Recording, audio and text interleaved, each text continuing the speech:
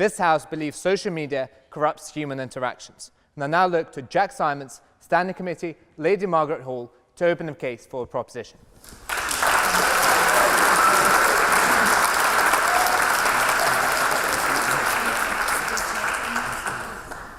Thank you, Mr. President, and thank you for having me as one of your guest speakers this evening. I would like to start by saying that I am most certainly not against social media. Any one of my friends or followers will tell you that I'm certainly not averse to the semi-regular Instagram post, Facebook upload, or even Snapchat story. Perhaps even more importantly, as an Australian student, social media allows me to effortlessly stay in contact with my friends and family around the world. More importantly still, social media acts as a positive implication for many people living in developing countries. And some of the world's largest social media companies are at the heart of these positive changes. Facebook's internet.org, for example, has given internet access to over 25 million people around the world who have been able to reap the many benefits that the internet provides.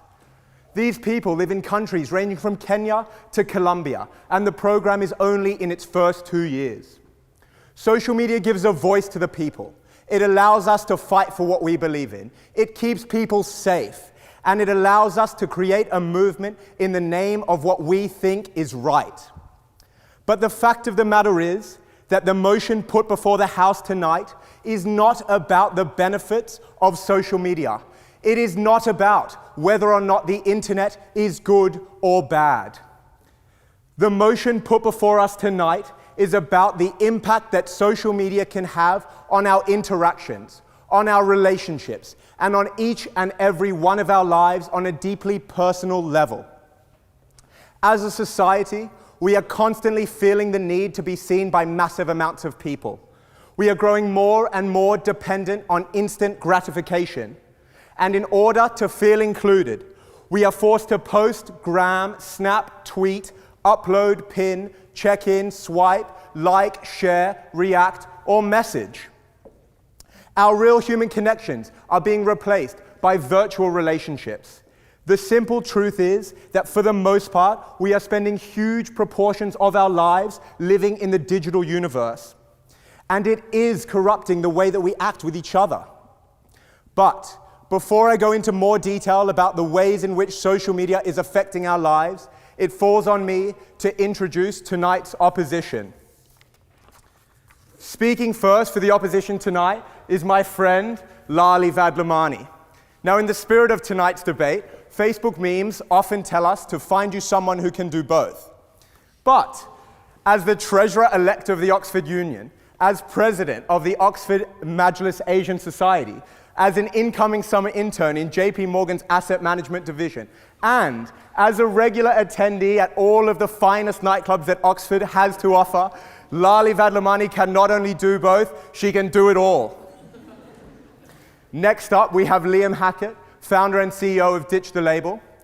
Liam and I were chuckling earlier because when I was researching him in the lead up to tonight's debate, I came across the first comment on his Wikipedia page, which simply read, "Liam Hackett should not have a Wikipedia page." Liam, you'll be pleased to hear that I actually disagree. I have tremendous respect for you and the work that you're doing for victims of cyberbullying, and I look very much forward to hearing what you have to say tonight.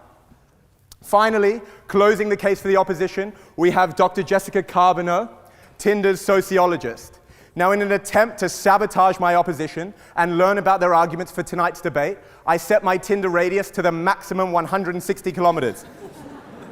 However, it was obviously not far enough, because Jessica, we are yet to match, and I still have no idea what you're going to say against me tonight.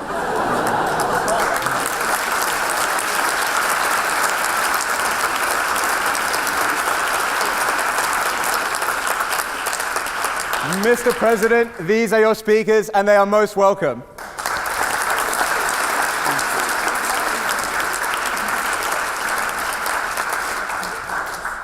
I'd now like to continue my argument by first discussing the impact that social media is having on us at an individual level.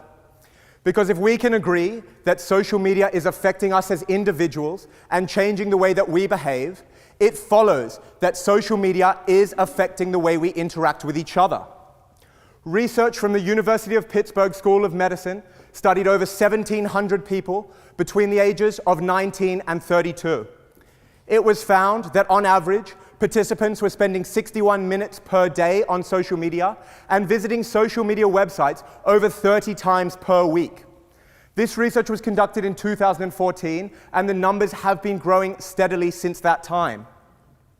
Over 1/4 of the young people surveyed displayed indicators of high levels of depression, and the people who most frequently checked social media were found to be 2.7 times more likely to develop depression than the average. Now, the opposition would have you believe that this data is inaccurate. Perhaps it is people who are already depressed that are turning to social media as an outlet. While this may be true to some degree, the extent of the data simply does not lie. Social media is causing depression for a lot of people. And of course, that depression is affecting the way that we interact with each other in the physical world. Perhaps even more troubling than the relationship between social media and depression is the relationship between social media and eating disorders in young people. And I'm not just talking about young girls. Eating disorders today are affecting people of all genders, of all races, and from all socioeconomic backgrounds, and in some cases of all ages as well. The rise of pro-anorexia and pro-bulimia communities, coupled with advancements in social media algorithms, now means that these troubling communities have ways of reaching people who aren't even necessarily searching for them in the first instance. As someone whose immediate family has been directly affected by the ravages of an eating disorder, I can tell you that social media does have a part to play. Platforms like Facebook, Instagram, and Tumblr are giving young people distorted images of how their bodies should look, and oftentimes the result is a serious mental illness that has far-reaching implications on loving families and loving friendships. The mere fact that Facebook and Instagram have simple methods for reporting self-harming and suicidal content is respectable, but it is also a chilling indictment of the extent of this problem. So if we take a step back and examine the questions that we have looked at so far, why is social media causing depression? Why is social media causing eating disorders? The answer is one that I think we all inherently know. By being constantly presented with highly idealized views of our peers, social media elicits feelings of envy and feelings of inadequacy by instilling us with the often false belief that other people are living more successful or more fulfilling lives. Social media is not evil, but it can very well be dishonest.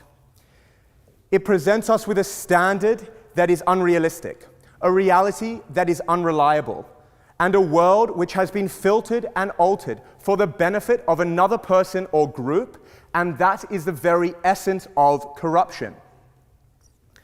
Not only is social media corrupting the way that we behave as individuals in our own lives, it is also changing the way that we act as a society and the ways that we interact with our political leaders.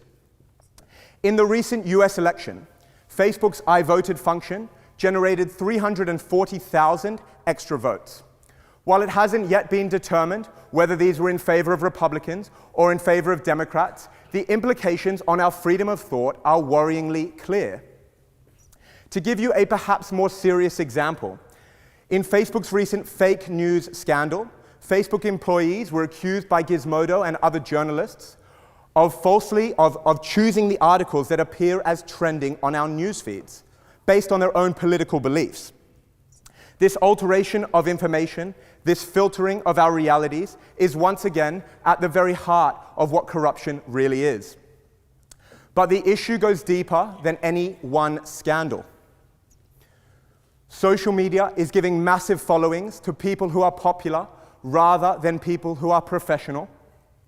Truth is quickly being replaced with speed and access, and journalistic integrity is something that is quickly becoming harder and harder to find.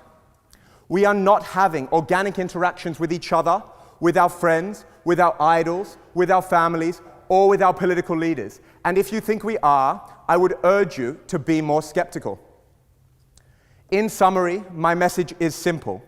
We need not condemn social media, but to be aware of the fact that it is corrupting our interactions. So tonight, I say to you all, it's time to stop stalking and start talking. And sometimes you can learn more by looking someone in the eye than you can from looking at their social media profile. Proud to propose. Thank you.